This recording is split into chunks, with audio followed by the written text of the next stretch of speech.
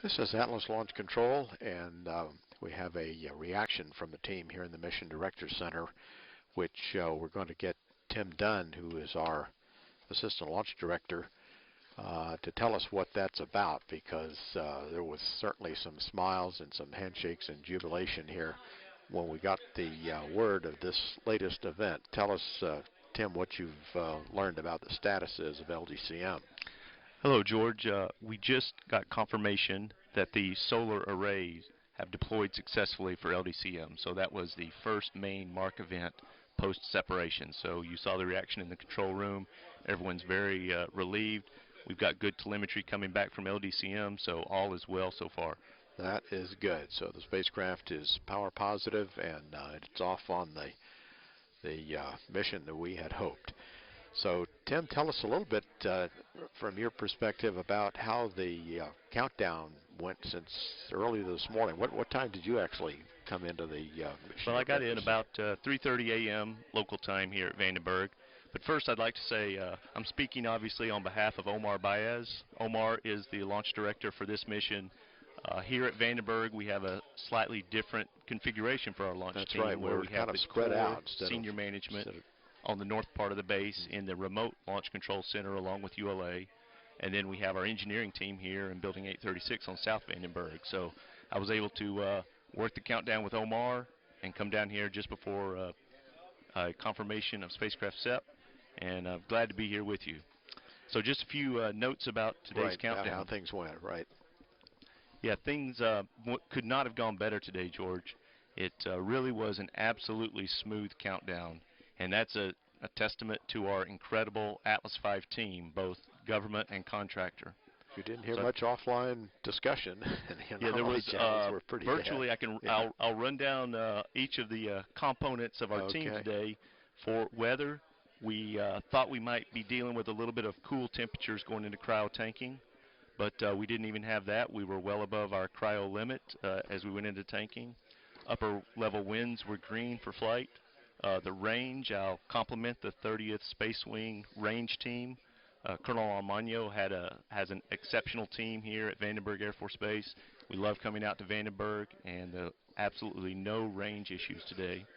And the launch vehicle, that Atlas V, it's a workhorse for us, and it absolutely performed beautifully today.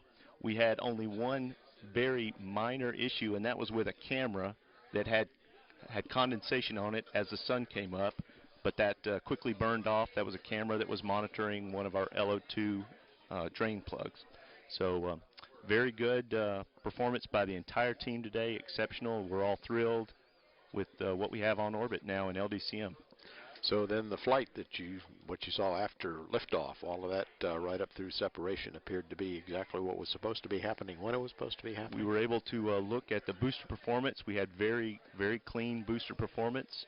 The team is, they're looking at Centaur second stage performance now, but based on the orbital elements that we saw, we believe that we had just exceptional Centaur performance as well.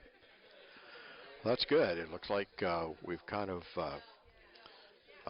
laid the foundation for a mission which is coming back at the Cape later on this year, which is another Mars mission. Is that right? We're going back to Mars in November of this year on an Atlas V launching out of Cape Canaveral.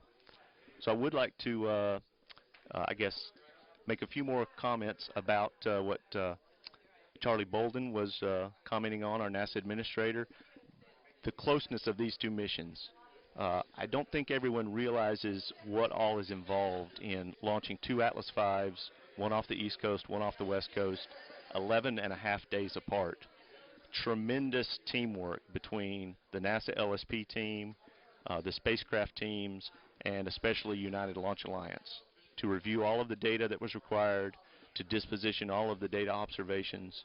Just exceptional work, George. And then as we approached the last few days of getting ready for LDCM, completing FRR, working through a few last-minute issues Thursday night and Friday, having the LRR on Friday, coming back as a reconvene on Saturday.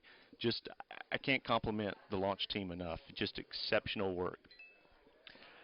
Well, Tim, that's good. And I think it pretty much says that going forward we will be well prepared for our remaining Atlas missions that will be coming up from Cape Canaveral later on this year.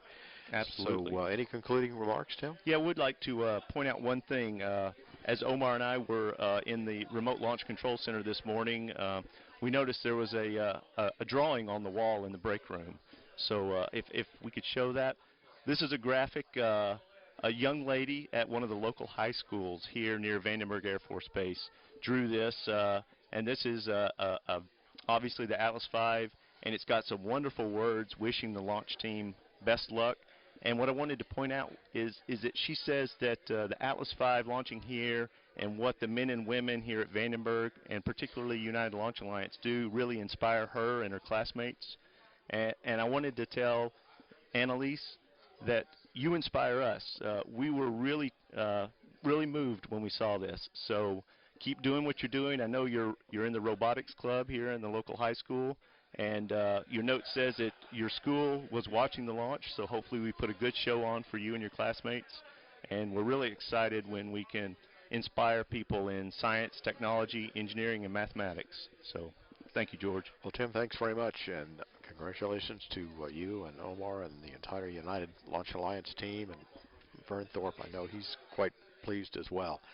So thank you once again, and we'll see you back at Cape Canaveral. Great. Thank you, George. This is Atlas Launch Control.